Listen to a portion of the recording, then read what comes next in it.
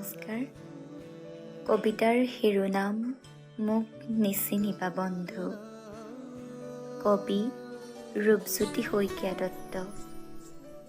আবৃত্তি নন্দিতা শইকীয়া। মোক নিচিনিবা বন্ধু,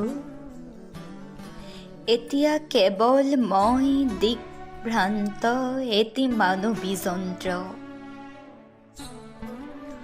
উদাসীন দিগন্ত বিয়পা সীমাহীন দৃষ্টি প্ৰান্তত কঢ়িয়াই ফুৰিছোঁ বুকুত অনুভৱী বিষাদৰ শিলৰিতিলা। আস্থা আৰু নিষ্ঠাৰ প্ৰেমৰ পৃথিৱী, য'ত মৃত্যুৱেই হয় তাৰে সীমা। ইতিহাসে সলোৱা বাট, সোঁৱৰণিৰ সৰাপাত। দুচকু মুদিলৈ অনুভৱী হওঁ,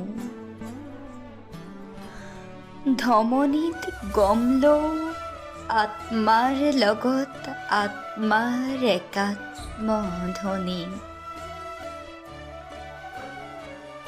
গোলকী জীৱনটোত আহ্নিক গতিত এপাক ফুৰি সুমেৰু কুমেৰু ঘূৰি কঢ়িয়াই ফুৰিছোঁ বিষাদ গধুৰ শাইলাখ অতীতৰ ছয়াময়া ছবি।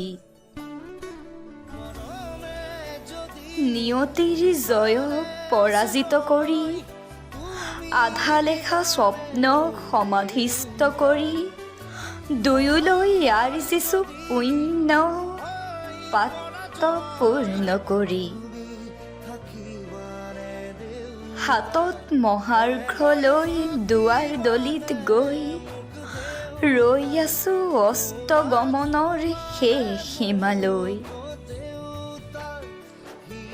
সিপাৰৰ নামনি তোমাৰ বাসস্থানত নিশ্চয় জিৰাম এদিন দুয়ো হেঁপাহ পলুৱাই।